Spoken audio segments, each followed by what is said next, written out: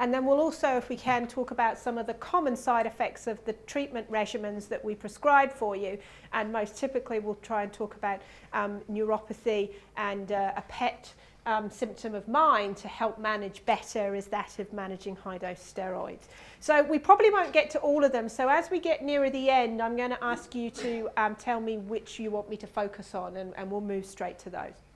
So in terms of just another picture from Rodin's house in Paris, just to prove that I did go there. I could have done the whole talk on all my photographs of Paris and all the different art, but I read this sentence in a patient's letter that was dictated by one of my colleagues at work, and it really sort of put quite succinctly where I spend most of my time and what my role is, and what a lot of other nurses do spend a lot of time doing, which is helping patients and extended family to manage the complications of all these complex therapy regimens, including who has what and when and in what order, and to talk to people a little bit more about the toxicities, and certainly to manage the toxicities of the disease and treatment. So I'm going to use that in a paper to justify getting more funding to keep going in what I do, because that really did nut it down very well. And this is obviously me playing it being a silly thing as in Rodin's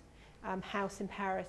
So let's talk about kidneys first. We know kidneys can come under attack from myeloma, and I would say to all of you in this room, even if your kidneys are functioning well, you need to look after your kidneys, because you have the potential, those of you who have the disease myeloma, for your kidneys to be damaged at any time, and therefore it's one of the parts of your body you need to take extra care about. Anywhere between 20 and 40% of people at diagnosis will have a slight impairment in their kidney function that we will see on a normal blood test, and a proportion will have significant impairment. We do have patients that actually come to a diagnosis through the kidney department. They go to their doctor, an emergency because of significant kidney problems, and then they get diagnosed with myeloma. And sometimes that may be too late, and people may actually be on kidney dialysis because their kidneys are damaged significantly. But there are other factors that can contribute to kidneys not working. In myeloma, the main factor is this abnormal protein, as I've already mentioned. This protein, particularly those of you that have the protein measurable in your urine, which is about 30% of you.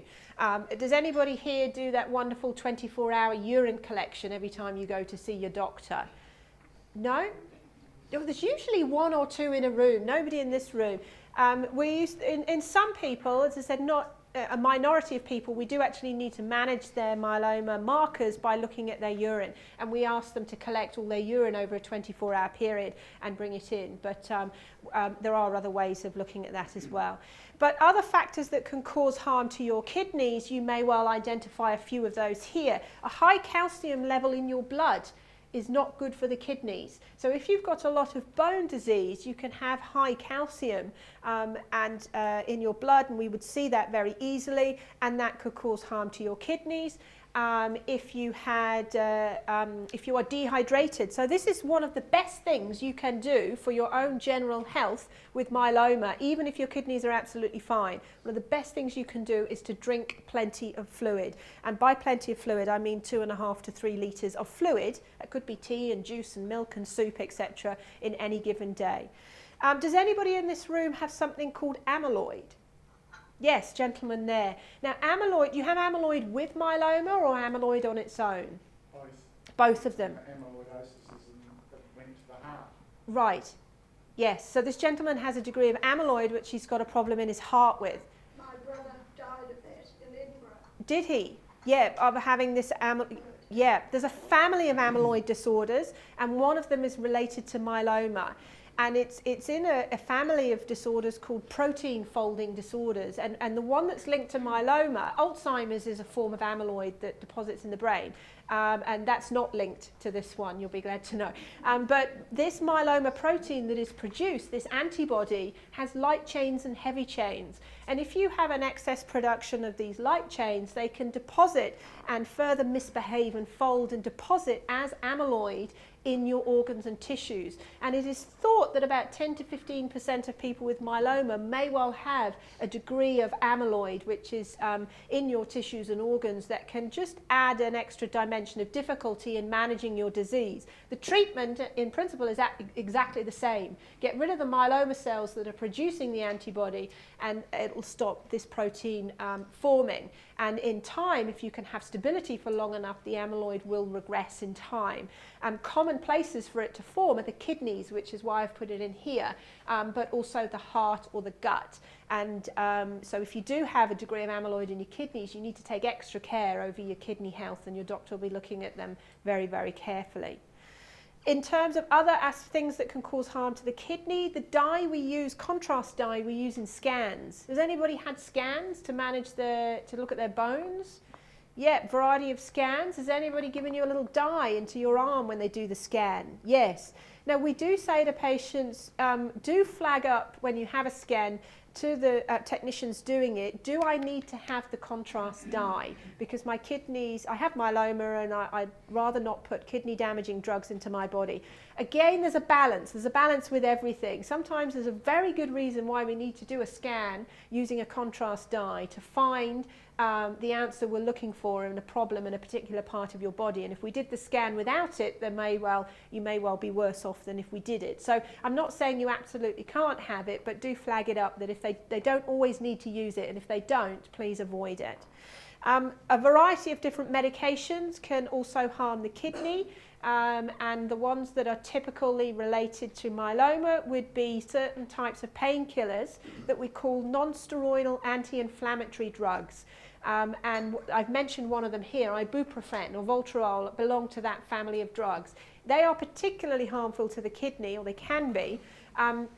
They can be very good pain relieving drugs though. So if you can avoid taking non-steroidal anti-inflammatories, and if in doubt, if you do purchase something at a chemist, do say to the chemist, you know, I have multiple myeloma, is there any risk to my kidney? I'd rather avoid those medications. Yes, gentleman at the back. Would a Voltaren-based anti-inflammatory come under that same category?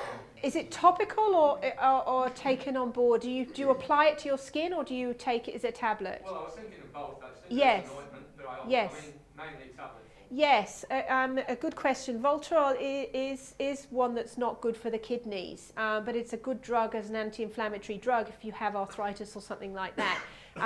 If you can avoid it, I would avoid it. Having it topically, as in a cream, you know, the Voltaren gel or something, is not, my understanding is it's not as bad for the kidneys when it's topical. But again, if you're purchasing anything at the chemist, do ask the chemist about its potential to harm the kidney.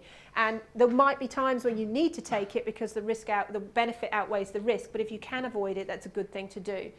Bone strengtheners. Does everybody in this room has or might have taken a bone strengthener? Yes, for very good reason. A lot of hands going up. You need to have a bone strengthener called bisphosphonates to protect your bone from attack by the myeloma. Otherwise you can have pain and fractures, etc. So again, very good reason to take them, but they can be harmful to the kidneys. So on the days, if you're taking them intravenously once a month, you need to be well hydrated and drink plenty of fluid, and the nurses will be monitoring a value on your blood called your creatinine, or CR, and that is the value that is a rough indicator of how well your kidneys are working. And if it was raised for some reason, they would probably query the dose or whether they should give the bisphosphonate to you on that day.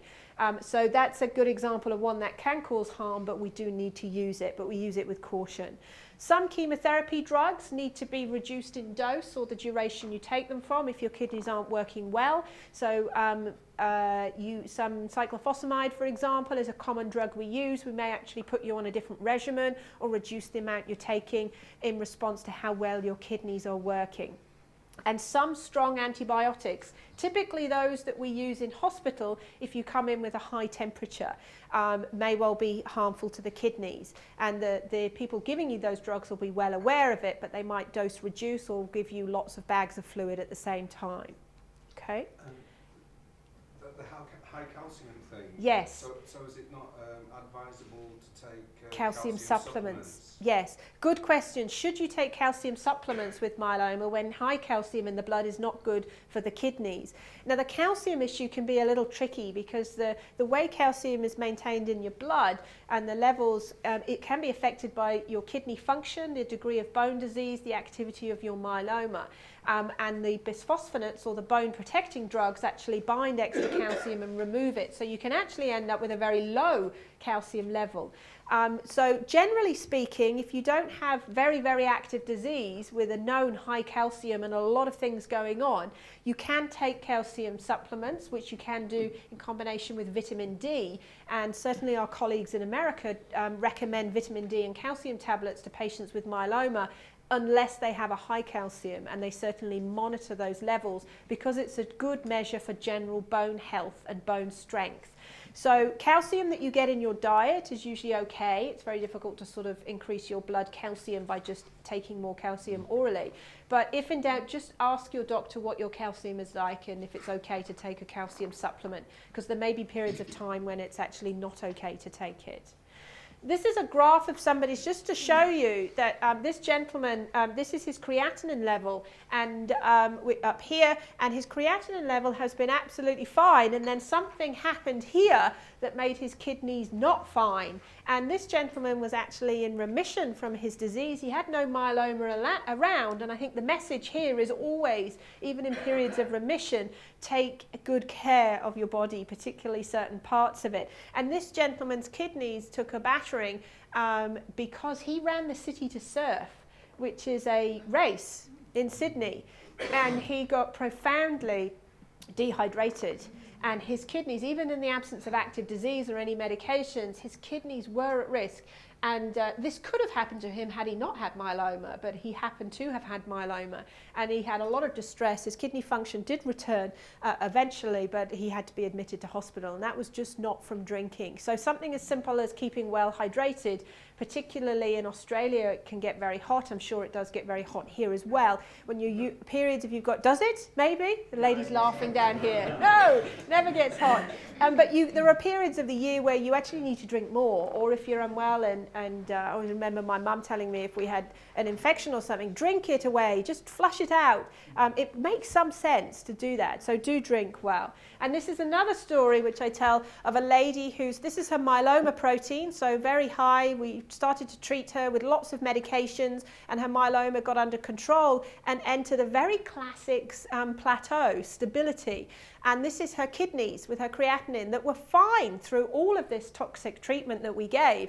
And then when she was in plateau and her myeloma was behaving, her kidneys suddenly weren't fine. And the story my boss tells about this is this lady went to Melbourne from Sydney to visit her grandchildren. And there's a big, I don't know if you know, there's a bit of a Sydney-Melbourne thing. There's probably equivalent in New Zealand. Is there an Auckland, Christchurch? Auckland, Wellington? Yeah, it's a bit competitive. So my boss always tells the story, well, that just proves you shouldn't go to Melbourne. Look what happens to your kidney. But she actually went down to Melbourne to visit her grandchildren. She got a nasty chest infection. And the chest infection, she got nasty temperatures with it. She started on some antibiotics, and then and she didn't perhaps do that as quickly as perhaps she could. And it was having an infection, even though it was a chest infection, not kidney, being dehydrated and having some extra medication that was enough to cause her kidneys to have distress. And she ended up having to come into hospital for lots of fluid to help her kidneys. So do take care of your kidneys during the course of having myeloma, because they can come under attack. The things to do to avoid problems, again, drink. I often give my patients a water bottle when they're diagnosed and say keep that with you at all times. Having a water bottle is a good way of keeping on track of how much you're drinking in any day. Avoid kidney damaging drugs, and treat infections promptly. Even an infection of the throat or something can put extra stress on the kidneys as it's dealing with that. Any questions about the kidneys? Drink. See, that's to prove I knew there was a little photo there that I practice what I preach. And this is me, you can't see it very well, but I was actually at a medical conference, as you can tell, in the pub. I was at a medical conference. We just had a little meeting in the pub before. And I had, for one glass of beer, I had 2 bottles of water. Can you see? 2 bottles. That wasn't a staged photograph. I just found it and thought that would make a nice teaching for persuading people to drink plenty of water. So do keep your fluid up.